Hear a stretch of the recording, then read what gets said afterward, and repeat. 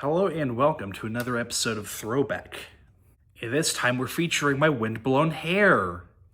And a blaster, I guess. For those of you not in the know, especially if you're newer to the hobby, this is the Koosh Vortex Tornado. It was made by Odds-On just before they were bought out by Hasbro. So obviously a vintage blaster for Throwback. And it features these Spinfire rings, which are very cool and flexible. I just got it, and now it is one of my favorite things ever. So short external overview up front. This is the kind of the barrel.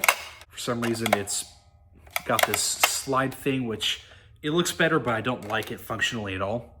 But to load it, pull that back. You can also hold the trigger to keep it back. And then you can slip that bad boy onto the yellow piece. And now you're loaded. Down below, we have ring storage, which conveniently has some slots in there to show you which slots are filled and which aren't, if you can't turn the blaster all the way down, which in a heated battle, maybe not. And this translucent purple piece is sort of a chamber indicator, because if I prime this back, you can see the ring in there.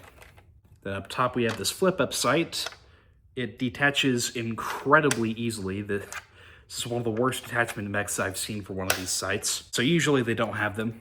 This one does. Down below is the grip. It is actually pretty comfortable. Obviously no slam fire. Really the only uncomfortable part is how large this trigger well is and this little ridge. Other than that though, pretty comfortable.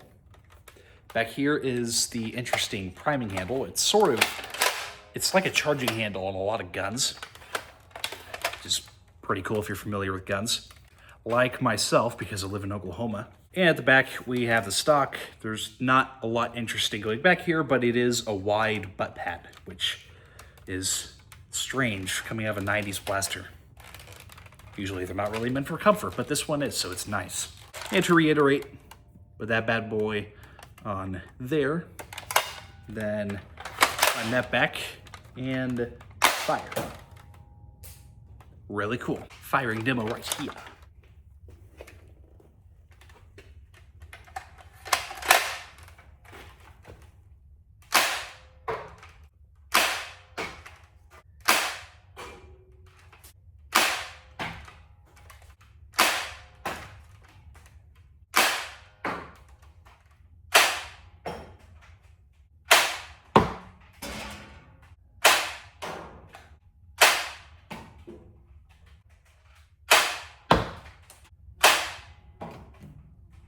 You've seen the firing demo.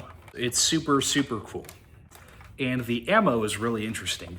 It is an airfoil ring, and when you fire through the air, it spins. And that's how they fly the way that they do. And it reminds me of like a modern Nerf Vortex blaster that fires the discs. But with those, then you have to be perfectly flat for it to actually go very far. Otherwise, it's just gonna veer off to the side. With this, it doesn't have the same problem. So you can fire this, you know, shooting straight on or like a G or whatever, and it'll fire the same way. However, these are very susceptible to wind still, so they might still get blown off course.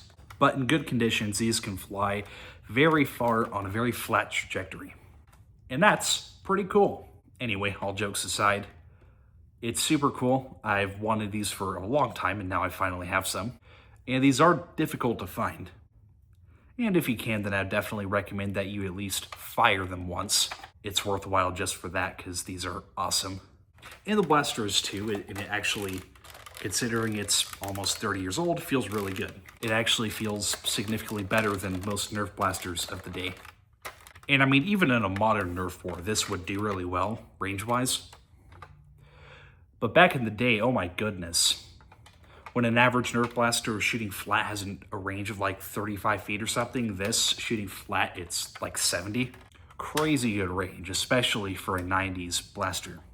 And I thoroughly enjoy it. So I hope that you had a blast of a time watching.